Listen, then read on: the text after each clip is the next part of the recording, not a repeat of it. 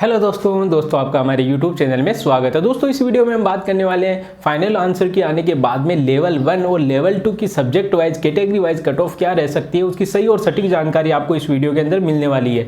वैसे दोस्तों आपको पता है फाइनल आंसर के आने के बाद में जो लोग अपने नंबर 135, 140, 140 से बाहर जो बता रहे थे वो कहीं ना कहीं 5-6 नंबर नीचे आ गए हैं और नीचे वाले कुछ लोग ऊपर भी गए हैं। तो दोस्तों जो अभी आप YouTube पे फेसबुक पे वीडियोस देख रहे होंगे, वीडियोस के अंदर लोग क्या लिख रहे हैं, मेरे 135 नंबर है, 120 नंबर है, इस कैटेगरी से हूँ, मेरा सिलेक्शन हो जाएगा क्या। तो यहाँ पर जिनके नंबर कम है वो तो देखकर अचंभा कर रहे हैं कि भाई तेरे 135 नंबर है तो मेरिट क्या 150 पे ले जाएगा क्या। और किसी के 120 नंबर आ रहे हैं वो भी मन में घबरा रहा है, 135 वाला भी घबरा रहा है। तो ये दोस्तों घबराहट तो स्वाभाविक है, क्योंकि जिसके नंबर आए ना उसके मन में डर है, क्योंकि उसने मेहनत की है तो उसको डर है कि कहीं ना कहीं मेरा सिलेक्शन नहीं हुआ तो मेरिट कहीं ऊपर चली गई तो। लेकिन आपको घबराने की बिल्कुल ज़रूरत नहीं है दोस्तों। अगर आपके 118 प्लस नंबर है किसी के अंदर किसी भी सब्जेक्ट में किसी भी लेवल में, तो दोस्तों आप सिलेक्शन की दौड़ में हो, आपका सिलेक्शन होने वाला है। वैसे दोस्तों आपको यहाँ पे मांग करनी चाहिए कि पद बढ़ाए जाए, क्योंकि अगली जब रीट आएगी 2-3 सालों बाद में आएगी तो उसके अंदर जो नई शिक्षा नीति है वो लागू हो जाएगी और उसके कारण दोस्तों इसका सिलेबस भी बढ़ जाएगा और इसके अंदर जनरल नॉलेज जीके भी इंक्लूडिंग कर दिया जाएगा। तो कहीं ना कहीं दोस्तों कंपटीशन हाई होने वाला है 2-3 साल बाद में। तो अगर पद बढ़ जाते हैं तो 115 से जिनके नंबर कम आ रहे हैं ना उनका भी सिलेक्शन हो जाए। दोस्तों बहुत सारे लोग ऐसे भी है जिन्होंने अपने माँ के गहने गिरवी रख के पढ़ाई की है, तो सबसे ज़्यादा चिंतित वो है कि कहीं सिलेक्शन ना रुक जाए मेरा, कहीं मेरे ऊपर कर्ज ना हो जाए, कर्ज ना बढ़ जाए। तो दोस्तों क्या रह सकती है फाइनल आंसर की के बाद में कट ऑफ, वो हम देखते हैं। देखिए दोस्तों कट ऑफ कम रहने का एक कारण है, जैसे फाइनल आंसर की के अंदर आपने देखा होगा कि सभी लोगों के नंबर कम हो रहे हैं 6-7 नंबर।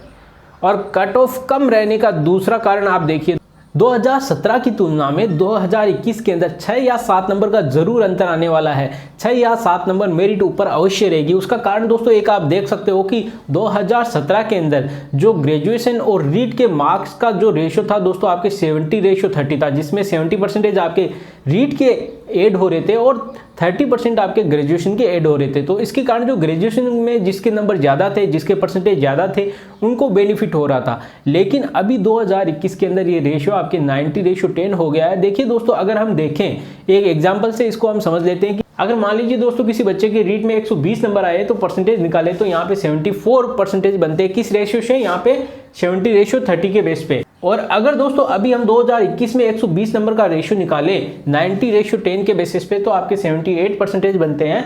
तो यहाँ पे देखिए दोस्तों सीधा 4% का अंतर आ रहा है। तो इसके कारण दोस्तों कुछ ना कुछ तो परसेंटेज का अंतर पहले की तुलना में जरूर आने वाला है। आप देखिए कितनी कट ऑफ रह सकती है उसको हम देख लेते हैं। दोस्तों फाइनल आंसर की आने के बाद में लेवल 1 और लेवल 2 की सब्जेक्ट वाइज और कैटेगरी वाइज कट ऑफ क्या रह सकती है तो वो आप देख सकते हो। वैसे दोस्तों कट ऑफ में कम रहने का एक कारण ये भी है, लेवल 1 के अंदर आपको कट ऑफ कम लगेगी, लेकिन लेवल 1 के अंदर जिसके नंबर दोस्तों 125 से ज़्यादा आ रहे हैं वो आप समझ सकते हो कि लेवल 2 के अंदर उसका सिलेक्शन हो रहा है। अगर वो लेवल 2 के अंदर सिलेक्ट हो जाता है तो L1 की अपने आप मेरिट नीचे जाने वाली है। सबसे पहले हम L1 की मेरिट देखते हैं क्या रह सकती है। तो L1 के अंदर देखिए यहाँ पे कैटेगरी वाइज देख सकते हो आप, general, OBC, MBC, EWS, SC और ST लिखा हुआ है। यहाँ L1 की आप देखते हो कट ऑफ, तो जनरल की दोस्तों आपके 124 से लेके 128 के बीच में जाने के चांसेज, अगर किसी को कम लग रही है तो इससे ज़्यादा नहीं जाने वाली है। OBC के अंदर आप देखो तो 122 से लेके 125 के बीच में, MBC की 120 से 123 के बीच में कट ऑफ रह सकती है।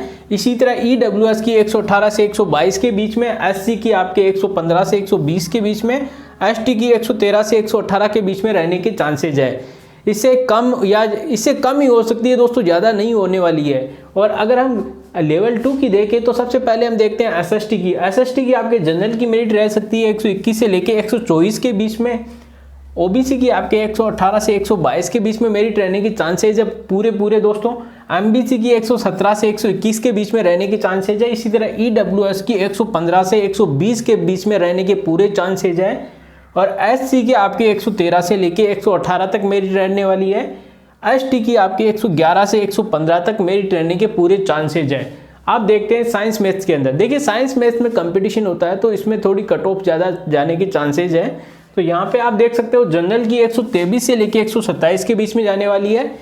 और OBC की दोस्तों OBC की 120 से लेके 125 में बीच में जाने के चांसेज है। MBC की आपके 119 से लेके 123 के बीच में, EWS की 117 से 121 के बीच में जाने की चांसेज है।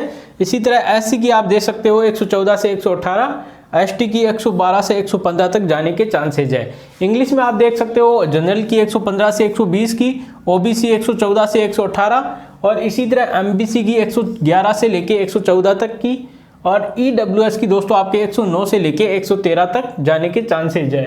SC की आपके 106 से 110 और इसी तरह ST की 102 से लेकर 108 के बीच में रहने की पूरी संभावना है। अब आप देख सकते हो हिंदी के अंदर लेवल 2 के अंदर जनरल की मेरिट आपके रह सकती है 118 से लेके 121 के बीच में और इसी तरह OBC की 116 से 120 के बीच में और दोस्तों MBC की 114 से 118 के बीच में रह सकती है। EWS की आपके 113 से लेके 116 के बीच में, SC की आपके 110 से लेके 114 के बीच में, इसी तरह ST की 109 से लेके 112 के बीच में रहने की पूरी संभावना है। अब आप संस्कृत के अंदर देख सकते हो जनरल की आपके 120 से लेके 122 के बीच में रहने वाली है, OBC की 118 से लेके 120 के बीच में रहेगी, EWS की दोस्तों 116 से लेके 119 तक रहने वाली है। इसी तरह SC की आप देखो तो 114 से 117 और ST की 112 से लेके 115 तक मेरिट रहने के चांसेज है। हालांकि दोस्तों मेरिट में इससे 1 या 2 नंबर कम ही हो सकते हैं, लेकिन ज़्यादा नहीं होने वाले हैं, तो आपको टेंशन लेने की कोई ज़रूरत नहीं है। दोस्तों आपके कितने नंबर बन रहे हैं आप कमेंट बॉक्स में ज़रूर टाइप करिए। धन्यवाद दोस्तों।